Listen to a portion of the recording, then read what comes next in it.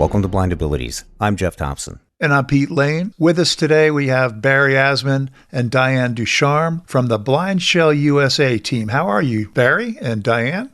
Doing well, thank you. Doing well. Thank you so much for having us here today. That's great. We are glad to have you on as usual. And Jeff is with me, of course, and we are anxious to hear this big announcement that you've been teasing us with. So why don't you take it from here? Thank you. Thank you again. I just want to say, guys, again, it's great to be back here. And, Blind Abilities has become our go-to platform to help spread the word throughout the community. Again, it's great to be able to be in this position to work closely, collaborate, and to make this announcement today. So as you guys know, and I say it all the time, there's no such thing as status quo at BlindShell USA. We are always looking for ways how we can innovate and improve the BlindShell Classic 2 platform. And with that being said, today we are not only introducing another app to the phone, but we're bringing a whole nother level of collaboration and as far as connectivity. So with that said, it is my greatest pleasure and honor to announce that the Envision app is now available on the BlindShell Classic 2. Yes, Envision. For all you out there who've been asking us, where is the Envision app? When is Envision coming?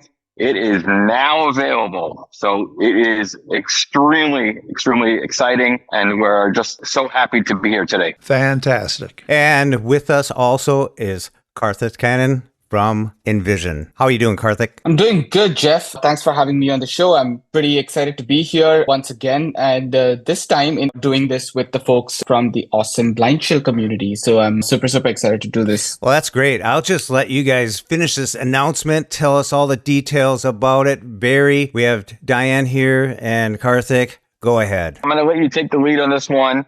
And I think the best thing to do is to give a full overview of what we are now deploying on the Envision app, what's available through the Envision app on the BlindShell Classic 2, and how we are now merging ecosystems and making these two great devices available and to be able to be compatible with each other. Oh, yeah, definitely. Envision, the app, for those of y'all who don't know, is a smartphone app that's freely available on iOS and Android that helps people with a visual impairment to live more independently. Envision, the app, does a lot of things. What it's really good at is being able to read text. Reads text in over 100 different languages, can go ahead and recognize handwritten text, can recognize stuff that's on a computer screen, and be useful in a variety of circumstances if you want to import a PDF or if you want to read a shop sign and so on. It also recognizes faces. It gives you very detailed descriptions of objects that are there in front of you, around you. You can use it to detect if there is a particular object in the frame or not. There's a lot that you could do with the Envision app, but it's of course great at reading text. And for the longest time, a lot of our customers have been using BlindShell. And because BlindShell is such a popular device in the community, we've always been looking for ways to port our software onto BlindShell and become like an app that people can install on the BlindShell phone and use it with ease. And I'm very happy to announce that as of today, anyone who owns a BlindShell device can basically install the Envision app on their BlindShell phone and use it. The app is fully featured, which means that there's no feature that we have taken away just because we want to be on the BlindShell device. The BlindShell device is an extremely capable phone, and any feature that a user is able to use on any Android device or iOS device, they can use it on the BlindShell device as well. And to just give you a quick example, one of the features that is extremely popular amongst Envision users is Ask Envision. It's a feature that allows you to go ahead and not just import any document or scan any document and read it. You can now also ask questions, like asking Envision to summarize the document for you. Or if you have a textbook, for example, and you want to get a summary of a particular chapter, you could ask Envision to do that. Or you could ask Envision for specific details or questions about the document you scan, and Envision will be able to go ahead and answer that for you. And all of that is built with cutting edge AI that requires a good processor. It requires good capabilities that can use on the device. This feature is also available on the BlindShell device. So anyone who has the Envision app on BlindShell can just take a picture of a document, or they could import a document into the Envision app and then just ask it questions. That's basically the kind of capabilities that we're bringing to the BlindShell phone. And we're going to continue to improve the app on BlindShell going forward. We're going to go ahead and introduce a bunch of features in the coming months, and all of them are going to be available on the BlindShell phone as and when they become available to all the other devices as well. I think that's great. Thank you, Karthik, for going through and giving everyone a high-level overview of what the Envision app is capable of doing. Karthik, this is Pete. I had a question on the Ask Envision feature. Is that element already present on the screen when you open up the app and you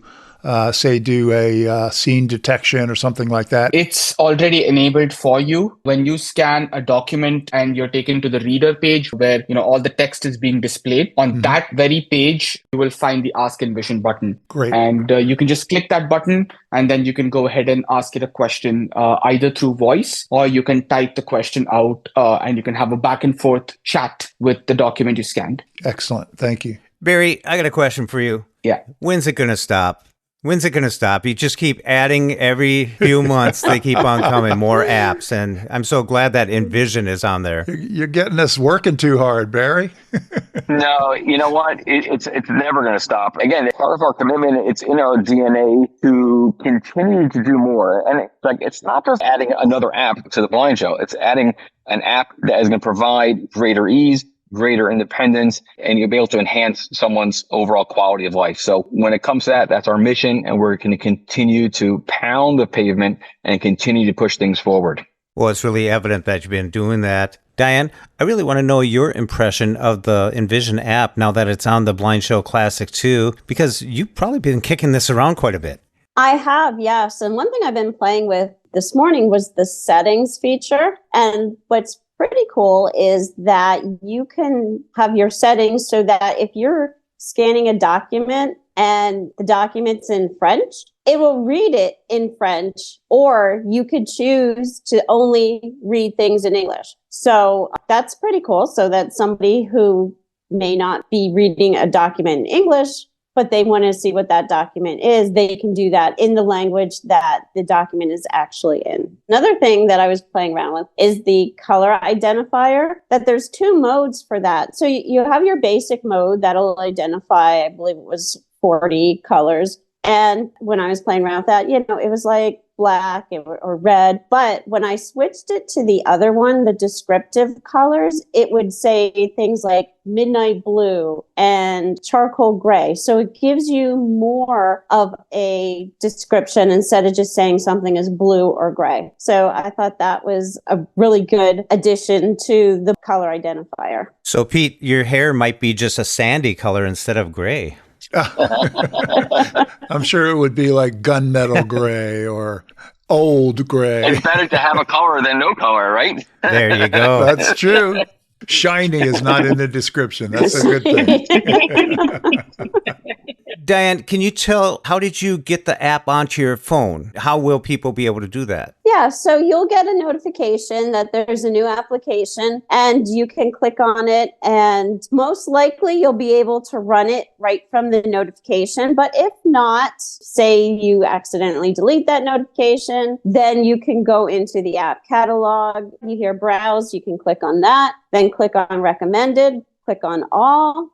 And then you can go down there in alphabetical order to Envision, click on it. It'll ask you if you want to download it. You'll click on the OK button, and then it'll automatically download it, install it, and put it in the correct folder, which will be Vision Aids. And Karthik, I've been calling it Envision AI. Is that correct? Yep. Envision AI is correct. Yes. Once the users download the Envision AI app onto the BlindShell Classic 2, most of the computations or processes are done right on the phone. Is that correct? Yeah. So around, I would say 80% of what the Envision app does happens entirely on device, which basically is also something that we've been working pretty hard on over the years, because when we first launched the Envision app, 100% of what people were able to do was just happening on the cloud. It required an internet connection. Mm-hmm. And over the years, as AI has gotten better at being smaller but still being accurate, and as phones such as the BlindShell have come out and improved their hardware, we've been able to take advantage of all of that. And as of today, yes, 80% of the Envision app runs entirely offline, except for some features like Ask Envision, which is really just incredibly powerful AI, probably like 2 or 3 terabytes of size and stuff like that. It's impossible to shove all of that onto a phone yet. For now, they're all running on the cloud, but even then it just requires you to send bits of text back and forth. And so it should be very easy for people to use features like that, even when they're on a low speed internet connection. But the great news is that right now, people can ask Envision on the BlindShell Classic 2 accessible cell phone. Mm-hmm. It's a smartphone. It's a smartphone. Yes, it is. It is a smartphone, yes, by all means, because I think one of the really interesting things about Envision, or one of the things we try to do at Envision, is we try to embrace as many platforms as our users are on. And I think BlindShell is one of the most popular devices out. And we worked with the BlindShell team. I think this is the 8th iteration of the app that we made for the BlindShell team, because, we've been really chiseling away at it for a while. And I think, Envision everywhere is one of the internal, I would say, slogans we have for 2024. Internal goals we have for 2024 is to try and have Envision available on as many platforms as possible. And BlindShell is, of course, an important partner. Karthik, is this the most sophisticated model of AI? Is this generative AI? Is it a GPT-4 model, or am I mischaracterizing that? This is almost a GPT-4 level model. At Envision, we try and embrace open source AI a lot, simply because I think open source AI, one, it helps us build a sustainable, scalable business model, because using something like GPT-4 is just too expensive. I mean, we have to rely on these kind of companies for credits, and we have to price our products in such a way or agree to share data with these companies. Whereas if we use open source AI, one, it's improving rapidly for many of the functionalities that we care about. Open source AI is matching GPT-4 in so many ways. And two, we are in complete control of the data. We know what's happening when people take a picture and send that information over to Envision, right? And as a company that works closely with people who are blind and low vision, we take that part very, very, very seriously. Yeah, open source AI is almost free to run. With some clever engineering tricks, we've been able to provide something like Ask Envision on the Envision app for hundreds of thousands of users without breaking a sweat. So I believe very strongly in open source AI, and what you're using right now is basically open source AI. It's not from any one specific company. Oh, that's excellent. We congratulate you on that, to go with open source whenever possible. Keeps costs down, but does not sacrifice any of the sophistication and the power of the model. Very well done. Exactly. I feel with the addition of the Envision AI on the BlindShell, you don't need to spend $5,000-$6,000 on that other device that begins with an O. It's all right here, built into the phone.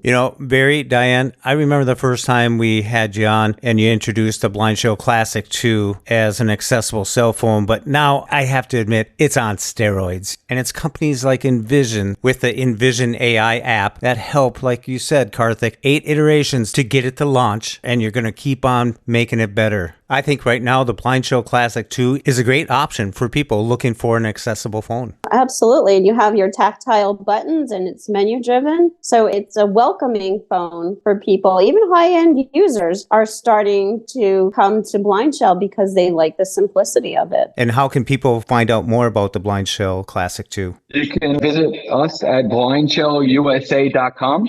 And if you want to learn more about our collaboration with Envision, again, BlindShellUSA.com/Envision, ENVISION, BlindShellUSA.com/Envision. And you can learn more about the great features that are now combined and available for your use immediately. So again, it's exciting times, and it's all about, again, merging ecosystems, bringing different technologies together that service and provide benefits for the low vision and blind community, and making this into one really, really powerful platform. So really appreciate everyone's hard work. We're going to continue to push forward and keep on doing more. But working with Envision has been incredible. And I do want to say that for those of you who will be coming to CSUN in just a few weeks, we look forward to welcoming you. We will have the BlindShell Classic 2 on display together with the Envision app, accessories. Come by and visit our booth at CSUN, and also make sure you visit Envision as well. Yes, we're going to be there at CSUN. I would strongly, recommend everyone to drop by our booth because we have some very, very exciting stuff to announce along with the BlindShell update as well. We're more than happy to show you in person. So please do drop by our booth at CSUN. We're going to have almost the whole team over there, and we've got some very exciting stuff to announce. Diane, I just want to say this is the first time someone's been so eager to get this news out that they called in from an Uber. And Uber does not sponsor us. No. But Diane, Bari, Karthik, thank you all for being part of this announcement, and it's just a pleasure to bring such great news to the community. It's great to talk to you guys. Thank you so much. Keep up the incredible work that you guys are doing, keeping everyone connected. And like at the end of the day, we're all on the same mission, and it's great to be partners on that mission. So thank you so much. Thank you so much, everyone. Thank you. Thank you. For more podcasts with the blindness perspective, check us out on the web at www.blindabilities.com. And be sure to subscribe to the podcast wherever you listen to podcasts. And if you want to leave us some feedback, give us a call at 612-367-6093. We'd love to hear from you. Thanks for listening, and until next time, bye-bye. When we share what we see through each other's eyes, we can then begin to bridge the gap between the limited expectations and the realities of blind ability. And the realities of blind abilities.